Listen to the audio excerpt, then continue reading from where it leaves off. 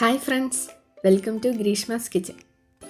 ഇന്ന് നമുക്ക് ക്രീമോ കണ്ടൻസ്ഡ് മിൽക്കോ ബീറ്ററോ ഇല്ലാതെ നമ്മുടെ വീട്ടിലുള്ള കുറച്ച് സാധനങ്ങൾ ഉപയോഗിച്ചിട്ട് ടേസ്റ്റി ആയിട്ടുള്ള ഒരു ഐസ്ക്രീം എങ്ങനെയാണ് ഉണ്ടാക്കുന്നതെന്ന് നോക്കാം. അപ്പോൾ അതിനായിട്ട് ഒരു മുട്ട വേണം. അത് നന്നായിട്ട് അടിച്ചെടുക്കുക. ഇത് മിക്സിയുടെ ജാറിലേക്ക് ഒഴിക്കുക. അതിലേക്ക് 2 ടീസ്പൂൺ മൈദ ചേർത്ത് കട്ട പിടിക്കാണ്ട് അടിച്ചെടുക്കുക.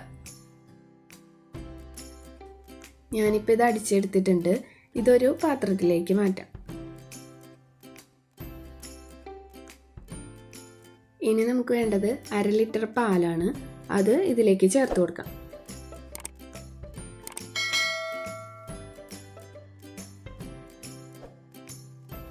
മധുരത്തിനായിട്ട് 6 ടേബിൾ സ്പൂൺ പഞ്ചസാര ചേർക്കാം. ഇനി ഇത് മീഡിയം തീയിലിട്ട് തിളപ്പിക്കുക. പാല് നന്നായിട്ട് കുറുകി വരുന്നത് വരെ ഇളക്കി കൊടുത്തുകൊണ്ടിരിക്കണം.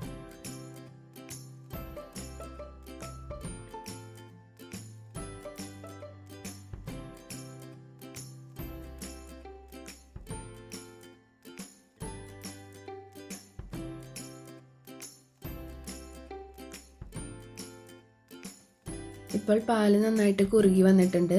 ഈ ഒരു പരുവാകുമ്പോൾ സ്റ്റവ് ഓഫ് ചെയ്തിട്ട് തണുക്കാനായിട്ട് വെക്കാം. ഇപ്പോൾ ഇത് തണുത്ത് റെഡി ആയിട്ടുണ്ട് കേട്ടോ. ഇതിലേക്ക് 3/4 ടേബിൾ സ്പൂൺ വാനില എസൻസ് ചേർത്ത് നന്നായിട്ട് ഇളക്കി യോജിപ്പിക്കുക.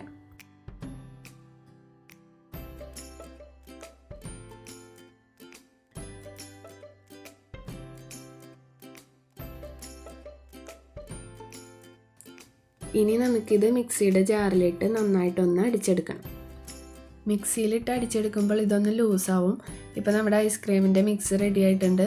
ഇനി ഇത് സെറ്റ് ചെയ്യാനായിട്ട് ഒരു പാത്രത്തിലേക്ക് മാറ്റാം.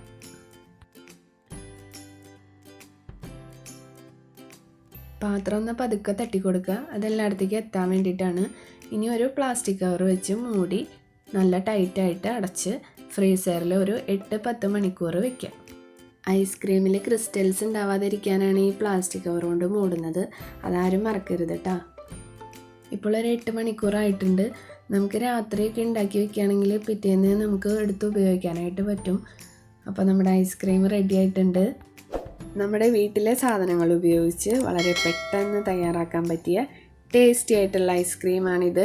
എല്ലാവരും ട്രൈ ചെയ്ത് നോക്കണം. കുട്ടികൾക്കൊക്കെ ഇഷ്ടപ്പെടും. അഭിപ്രായം കമൻറ്റ് ചെയ്യണം. പിന്നെ എൻ്റെ വീഡിയോ ഇഷ്ടമായിട്ടുണ്ടെങ്കിൽ ലൈക്ക് ചെയ്യാനും സബ്സ്ക്രൈബ് ചെയ്യാനും മറക്കരുത്. അപ്പോൾ അടുത്ത എപ്പിസോഡിൽ കാണുന്നവരേക്കും ബൈ.